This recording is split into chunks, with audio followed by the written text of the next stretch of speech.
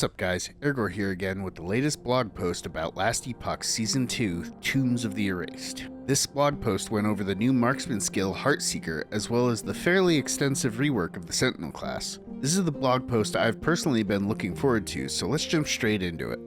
First off, let's talk about the Sentinel rework. The first big thing that is being changed is a complete rework of the ability Volatile Reversal. In the current live version of the game, Volatile Reversal is viewed as an almost mandatory skill for any Sentinel build due to the ability to essentially use it as a passive source of powerful buffs and debuffs. It is somewhat annoying to maintain, but it provides so much power that you can't really justify not using it in nearly every build. In order to fix this, 11th Hour Games completely changed how the skill works, turning it into a movement and damage based ability. The way the new version works is when you activate the skill, you would teleport to the target location and deal an area melee attack. And in keeping with the theming of the previous iteration of the ability, after the first attack, you can then reactivate the skill again to teleport back to your original location and deal another area melee attack. This turns Volatile Reversal into a significantly more active ability rather than just a buff you have to maintain, and also provides a number of new paths for specialization, such as leaning into the movement aspect,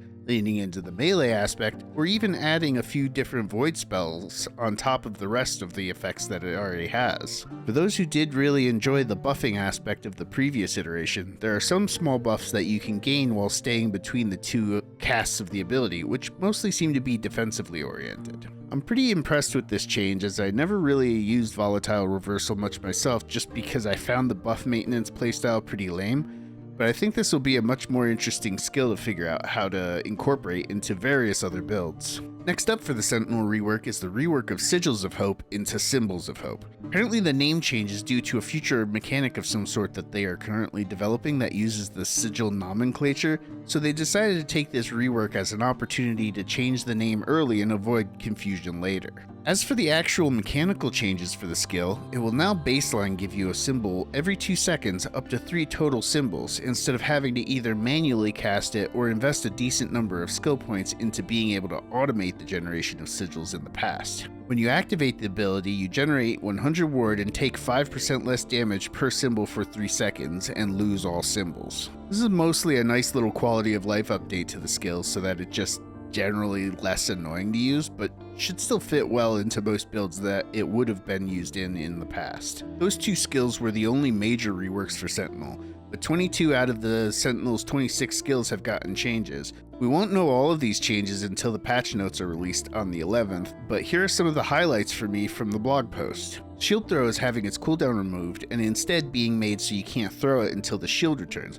But there is a 1-point note at the start of its specialization tree that can remove that restriction if desired, or you can buff up the effects of the skill and add a cooldown to it to turn it into less of a main spam ability if you prefer. Devouring Orbs have been changed to deal damage over time within their area of effect instead of being reliant on the Time Rift procs, and it has also been given a specialization node that causes it to automatically cast while you are moving, removing the need for the weird janky numlock shenanigans we used to have to do in order to autocast the skill. These are nice quality of life changes for Devouring Orb, allowing it to feel more comfortable as a main damage skill, as its damage should feel more consistent now.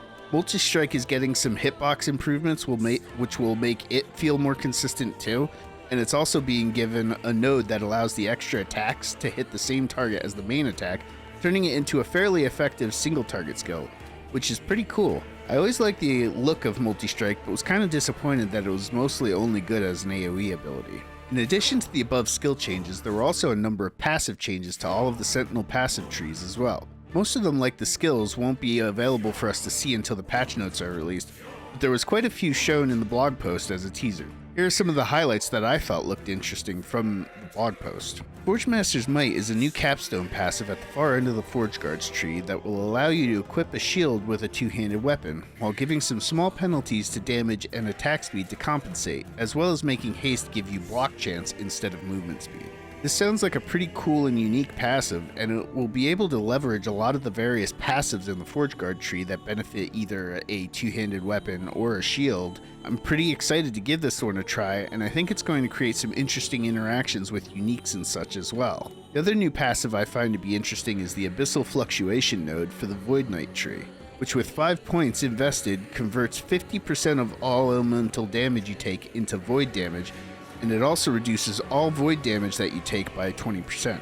This should prove to be a rather powerful source of damage reduction for the Void Knight subclass, and I foresee it being used in many endgame builds. That's most everything of the Sentinel rework that was gone over in today's blog post. There were a handful of passives and skills that I didn't go over, but I'll link to the blog post below so you can check it all out yourself if you'd like. Next up is the new skill for the rogue subclass, Marksman, called Heartseeker. Heartseeker is a ranged physical bow attack that shoots an arrow at a target that then has a chance to recurve and hit the target again, and continuously has a chance to recurve after each hit until it doesn't recurve a single time. Each recurve reduces the chance for the next recurve to occur, and the first recurve is guaranteed to happen, so the ability will always hit at least twice when you cast it. There are a number of specialization nodes centered around increasing the ability's chance to recurve, including one node that makes the minimum chance to recurve be locked to 66% no matter how many times it's procced already with that cast, giving it a near infinite chance to keep proccing on a single target, as there is no upper limit on how many times one target can be hit by the same cast of Heartseeker. There are various other ways to specialize the skill, including turning it into a more supporting health and mana restoration ability,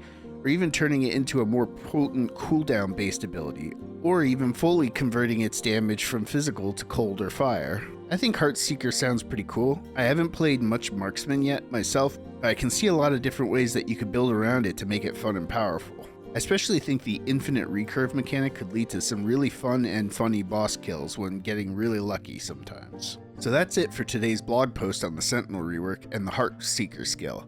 I think they both look pretty fun and interesting to play, and I really look forward to trying them out when Season 2 launches. I think I'm probably going to start the season out with a Sentinel, most likely a Forge Guard, as I really want to try out Forge Master's Might. It looks like a really cool way to change around some itemization interactions with combining shields and two-handers, especially with potential unique combinations that we never would have been able to do before. Let me know what you guys thought of today's blog post, and be sure to like and subscribe so you can get notified when my future Last Epoch videos go live.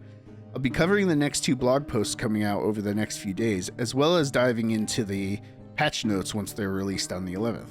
Thanks for watching, and I'll see you in the next one. Peace out.